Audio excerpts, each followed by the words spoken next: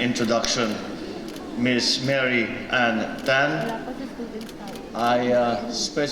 Please be seated.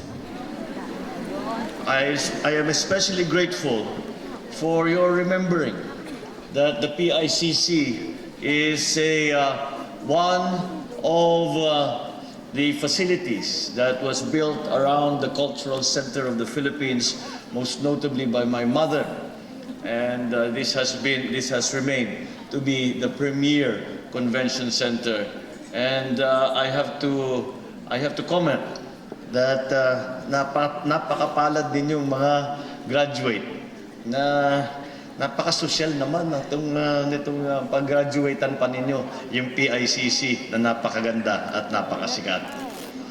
To the founder and chairman, whose advocacy for education for deserving young men and women has brightened the futures of countless Filipinos, Mr. Danilo D., the President, Mr. Daniel D., the Vice President for Operation, Ms. Angela D., the Vice President for Research and Development, Ms. Christine D., and the Vice President for Human Resource, Ms. Jesusa D., to the Montessori Professional College, the administration officials, the entire MPC teaching staff, as well as the non-teaching staff, employees, and personnel of the college. Of course, to our graduates, most notably our awardees for academic excellence and other special honors, coming from MPC branches in Angeles, Antipolo, Bacoor, Calamba, Caloocan, Imus, Lagro, Makati, Marikina, Muñoz, Pasig, Pasay, and Recto. To the other students and volunteers who have also contributed to the successful staging of this extremely important affair, to our graduates' relatives, friends, sama na rin natin dyan yung kanilang mga special someone.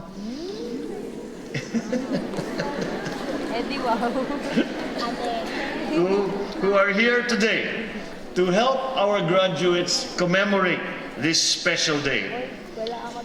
Most importantly, and never to be left out, to our very loving and proud parents, without whose great sacrifices that they have made through the many years this day would not have been possible. Other guests and friends, ladies and gentlemen, good afternoon to you all.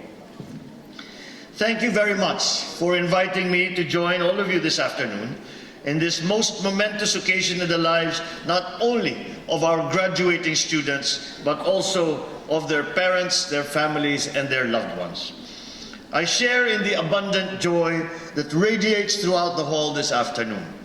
Just like all of you here, I too am moved by this most important and significant occasion. Sa isang banda, bilang isang magulang, ako ay nakakaalala sa kahalagahan ng edukasyon na siyang bukod tangi at walang katumbas na pamana na pinaghihirapang ibigay ng mga magulang sa kanilang mga anak.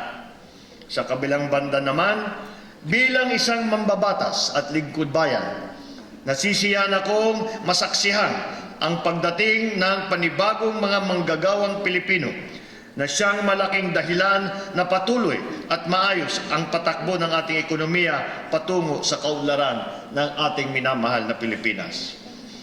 Sa madaling salita, ako po ay nasisiyahan dahil kayo ay opisyal na magiging kasapi ng ating labor force. Congratulations. Welcome to the Philippine labor force. Your country now awaits the great contributions that you will make in the name of progress and nation building. With this, the ultimate emblem of self-improvement, we can be reassured by the fact that our graduates are now properly armed with the crucial and important tools to survive the personal economic challenges that await them in the real world outside of the academic. Finishing your college education was a big challenge in itself already, deserving of highest praise and recognition by your families, your friends, your community, your country. But dear graduates, this is not the end. Hindi pa dito matatapos ang lahat. Ngayon, magsisimula ulit ang mga pagsubok sa mga haharapin ninyo. Even bigger and more serious challenges await you. From the moment you leave this hall and long after you have said goodbye, or in some cases, good riddance, to your terror professors, whom you thought were the last challenges that you ever had to surmount in your lives. Wala pa po sa kalingkingan ang mga hirap na dinanas ninyo sa kolehiyo kumpara sa mga hirap na naghihintay sa inyo na tinaguri ang eskwelahan ng buhay. After all, the merrymaking and revelry of your graduation, for which I'm sure you are very ready for, you will soon be confronted with the perplexing and sometimes, I'm afraid, disheartening question of how to start an independent and self-sustaining life for yourself. Kayo ay magbumuni. Paano? At saan ko isisiksik ang aking sarili sa lipunan para makapagparoon ng masaganang buhay para sa akin at sa aking pamilya? Verily, finding our place in the bigger scheme of things in our society and economy certainly poses a challenge. As part of my mandate as your elected senator, and as my own personal mission as well, I want to impart to you some of the insights, shocking insights, some would say, about the real world that is waiting for you, so that you can now prepare yourselves for those challenges and spur you on to be more industrious and to persevere in order for you to ably protect your rights and interests. And after all, what better place and time to learn all of these insights than here and now before you enter the competitive world that is the Philippine economy. Dear graduates, I want you all to know that the real world out there, as I'm sure you have been told, as it is now, is very competitive, even some would say cruel. Let us examine some numbers. First, we are presently faced with a national unemployment rate of 6.6%. Mas malala pa ito sa Kalakhang, Maynila, na ang employment rate ay 9.3%. And then, of this beleaguered sector of our society, almost 1/5 are college graduates. Moreover, according to the People Management Association of the Philippines, 40% of our fresh college graduates in the range of 500 to 600,000 find difficulty to landing a job immediately after their graduation. Gawin pa natin mas exciting. Lagyan natin ng konting battle of the sexes na anggulo. Among our unemployed Filipino workers, 66% of them are males, 34% are females. Ibig bang sabihin nito ay talagang mas magagaling at masisipag ang ating mga kababayan. Mga kapwa namang mga lalaki, huwag tayong masyadong nagpapahuli. And then upon your getting hired, you may encounter during actual employment the realities of minimum wage, of low salaries, the prevalent contractualization of labor, yung tinatawag na 555 or 5 months contract, the threats of ENDO or end of contract, of retrenchment, layoffs, and even, heaven forbid, abusive employers who try to evade or circumvent the clear provisions of our labor laws. The list of labor-related problems is a long one. Huwag tayong papayag na masupil at mapigilan ng mga ito ang ating mga pangarap. At mas lalong huwag tayong papayag na basta na lamang matapakan at mayurakan ng mga ito ang ating mga karapatan. You must prepare yourselves for these realities. You must teach yourselves and learn by heart the rights under the Constitution and our laws. Our Department of Labor and Employment, the National Labor Relations Commission, and other offices are there precisely to help you guard against violations of labor rights and uphold your interests under the law. let us also efficiently make use of the benefits that your government has provided for you as social assistance, such as PhilHealth, Social Security systems, the government service insurance system, and the Pag-ibig Fund, for example. One of the reasons cited for our unemployment rate is the so-called mismatch between skills of the workers and skills required by available jobs. However, I believe that you should not be alarmed. I am confident of the employability and economic resilience of MPC graduates.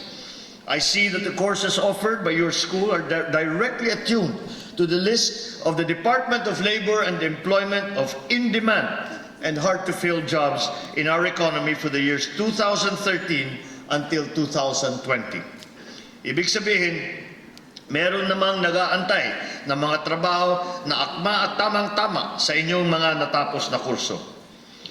However, before you even set out for job applications, it is prudent that you first assess your present skills and competencies to assure your increased chances at employment, or even better, at continued and fulfilling employment.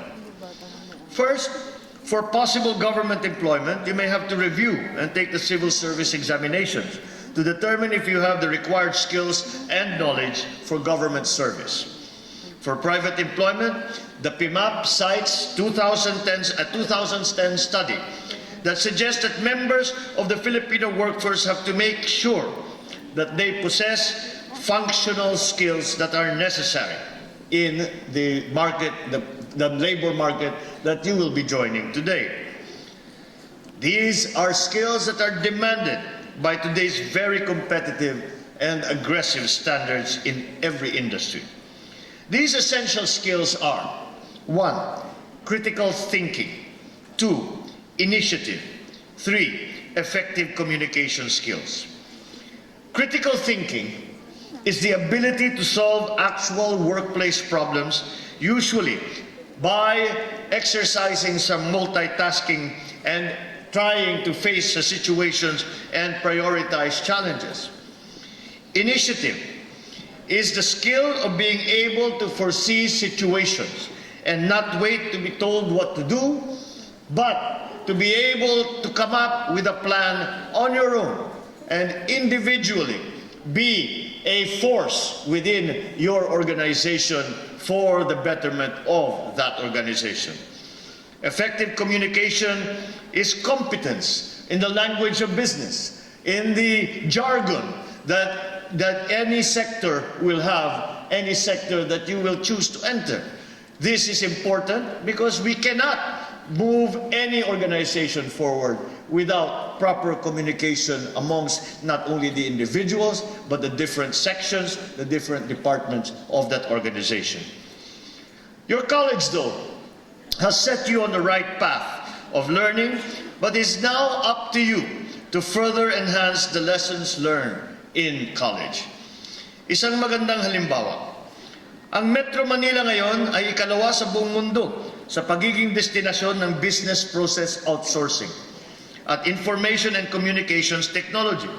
Napunakuan na marami-rami ang ating mga graduate ngayong araw na ito na nasa ICT. At marami rin makikita natin na babagay dito sa business process outsourcing.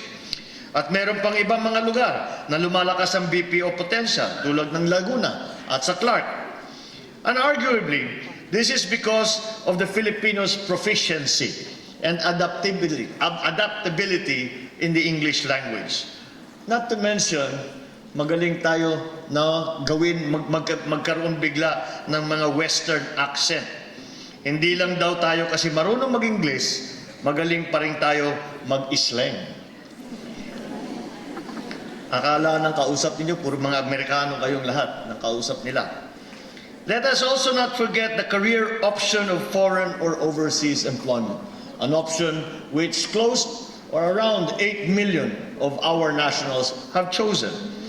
For everyone's information, remittances from our overseas Filipino workers for the year 2014 were at a record high And if I'm not mistaken, that number was approaching $25 billion. And this is the highest that we have had over in the last few years. At sabi pa ng Bangko Sentral, baka lalo pang maging mas mataas ngayon 2015.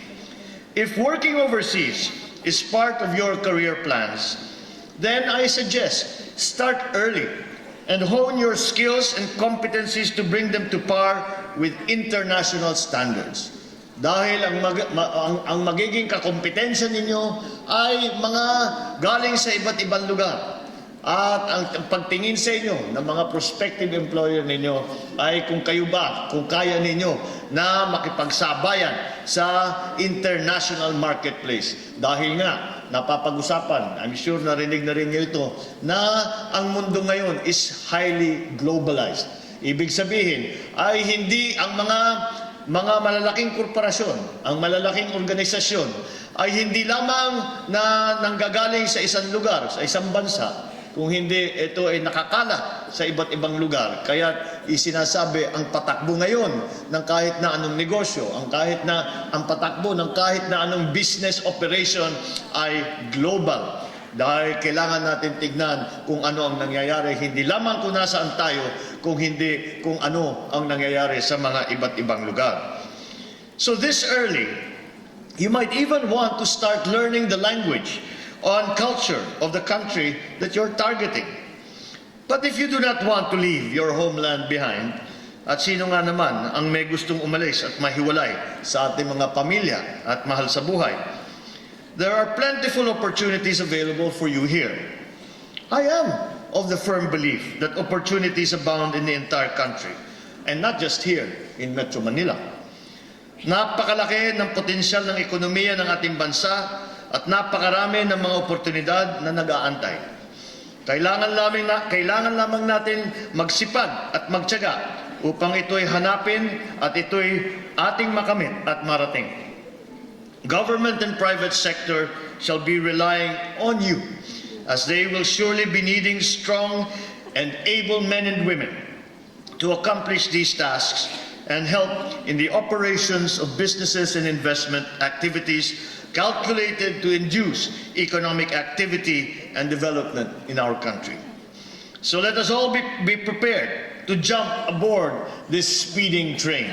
Sakay na at baka maiwanan pa. All you have to do is enhance your skills and assiduously look for these golden opportunities available for you out there. Then with hard work and aided by good fortune, we shall all soon land our dream jobs and careers and become productive citizens in your communities. You shall also be able to give back to the community in the form of taxes, for example, which shall then pay forward and further support the education of future generations of students of our country. So you have to strive hard to keep up with the cruel and competitive world out there. With focus and with determination, prepare yourselves to be the best that you can be, to be the best in your field of expertise. And arm yourselves with the necessary skills needed to survive in our world today. And then now, brace yourselves as you head out and bravely confront the challenges presented by the Philippine economy and the global economy. Again, this is not the end for you, dear graduates, but just the beginning of other challenges. It's not the time to stop. It's not the time to feel that you are tired. Definitely not at this point, when you are all expected to commence new and independent lives for yourselves. Marami pa kayong dapat gawin. Huwag kayong tumigil at huwag kayong tumigil ng mangarap kasama sa inyong sipag at lakas upang abutin ang mga ito. Dahil hindi naman maaari, puro pangarap lang. We should all strive and work hard to reach our dreams and our aspirations. At sa kabila ng mga matitinding hamon ng buhay, wag na wag kayong mawawalan ng pag-asa. Magsipag kayong palagi at magtiyaga. Ang asenso ay tiyak na darating sa mga nagsisipag at mga nagtsatsaga. So once again, dear graduates, I offer you my sincerest and heartfelt congratulations for your hard-earned accomplishment that we celebrate today. Be proud of that hard-earned accomplishment, but then continue with the hard work to be productive, to be successful in your lives. That's when you shall begin to feel a more mature sense of personal pride as productive men and women and citizens of our great nation. The same sincere and heartfelt congratulations go out, of course, to the parents. Nakaraos na po tayo. May ginhawa na inyong pag-iisip na mula ngayon, kaya nang tumayo ang ating mga anak sa sarili nilang kakayahan. Mga graduate, bigyan natin ng dangal ang hirap at sakripisyo ng ating mga magulang at mga mahal sa buhay. Sila ay patuloy na nangangarap at naghahangad na magandang kapalaran sa masaganang buhay para sa inyo.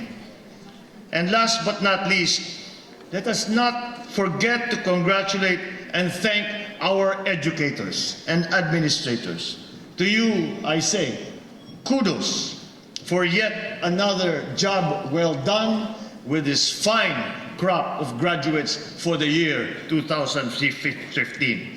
So once again, congratulations to all of you who have played a part in coming to this happy day. Mabuhay kayo, mga graduate ng Montessori Professional College. Hanggang sa ating muling pagkikita, maraming salamat at magandang